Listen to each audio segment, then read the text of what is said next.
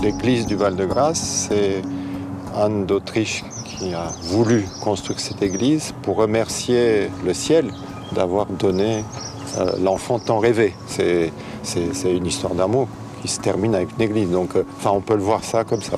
L'église, elle est construite dans les années 1645, c'est la pose de la première pierre, et elle est terminée en 66-67.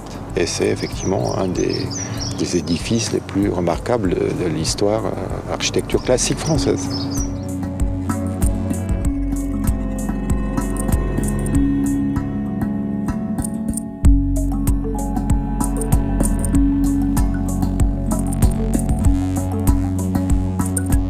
Le plus délicat à faire, c'est de réparer les quelques pierres abîmées, éclatées, fracturées, qu'il faut remplacer. Et c'est des pierres énormes, c'est des pierres qui font 1,50 m, 2 mètres de large, de long. C'est des morceaux très lourds.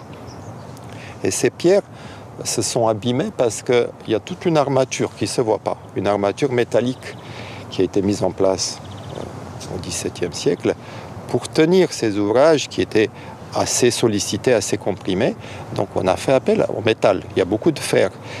Et le fer, s'il n'est pas parfaitement protégé, et avec les siècles, ça arrive que l'eau passe, elle passe partout, elle finit par corroder les aciers, et les fers gonflent, rouillent, et ils font éclater les pierres. Là, on se retrouve sur l'assise de chapiteau actuellement visible. On peut bouger ça.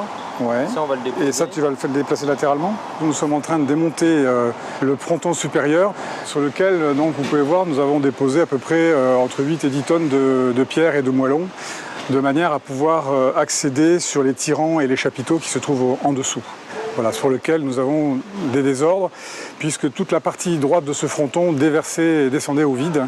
Il est arrivé à un stade où c'était dangereux pour le public, d'où la nécessité d'échafauder et de résoudre ce problème-là, qui est lié à des problèmes de métal, ni plus ni moins que de métal. Là, on est en présence d'une agrafe, dont on peut voir son état de rouille avancé. On s'aperçoit dans les parties courbes qu'on a une exfoliation du métal. Le fer peut prendre 8 fois sa section et donc provoque des poussées phénoménales sur la pierre qui provoquent l'éclatement des éléments. Le problème, c'est d'arriver à arrêter ces phénomènes de rouille et pour cela, on ne peut qu'y accéder en déposant les éléments de pierre, en enlevant les agrafes, en les traitant, en les passivant et en les remettant en place. Alors soit on les remet, soit on le change en mettant de l'inox ou du bronze.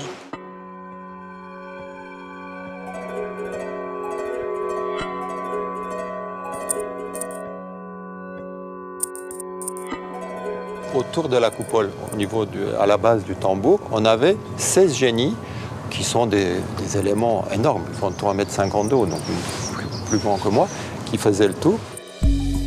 Alors, c'est des sculptures de la même époque que l'église, qui ont subi, surtout dernièrement, la pollution atmosphérique très forte, et ils sont très abîmés. Et abîmés au point de perdre bras, de ne plus reconnaître les expressions des visages. Donc, pour des raisons de conservation, on était amené à les déposer.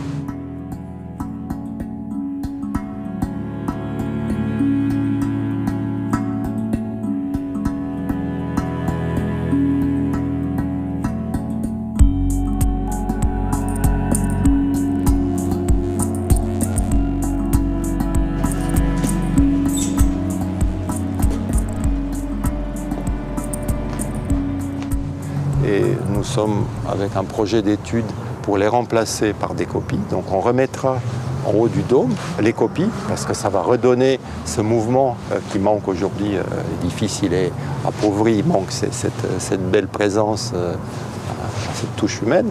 Et les originaux, on est à la recherche d'une présentation muséistique à l'intérieur du bâtiment, de manière à ce que le public puisse voir de près ces originaux qui sont de grande qualité, de grand intérêt, en même temps en conservant, on va dire, leur présence d'origine par des copies.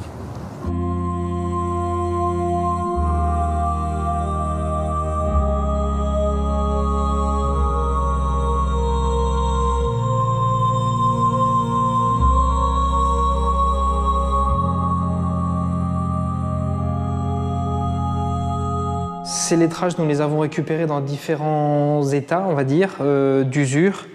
Et nous allons devoir restaurer l'ensemble. Donc reprendre une planimétrie, enlever les différentes mastiques anciens que nous avons là, restaurer les zones qui sont soit cassées, comme ce jambage, ou bien même un petit peu écartées, fissurées ici. Ça, ce sera le travail du ferronnier d'art.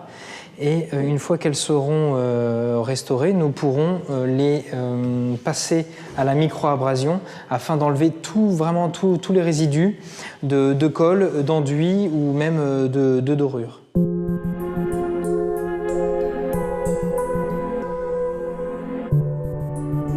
Pour la dorure, on va effectuer ça en plusieurs étapes. On va d'abord préparer le fond, c'est-à-dire qu'on va d'abord passer au moins 2 couches de peinture, histoire de bien calfeutrer, bien enrober tout le lettrage.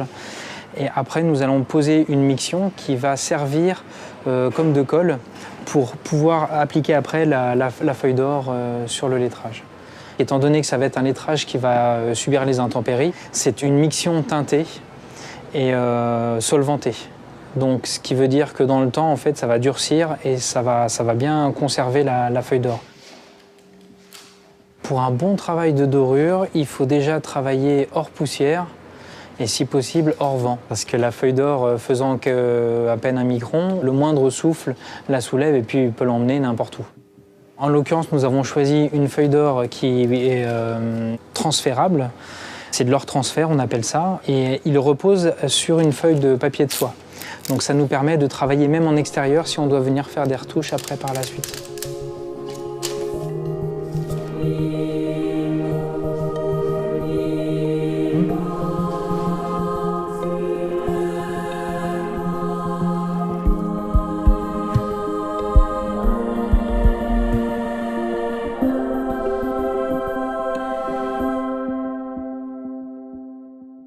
Le site historique de l'école que je dirige comprend ce qu'on appelle l'ensemble conventuel avec le cloître et la chapelle du Val-de-Grâce.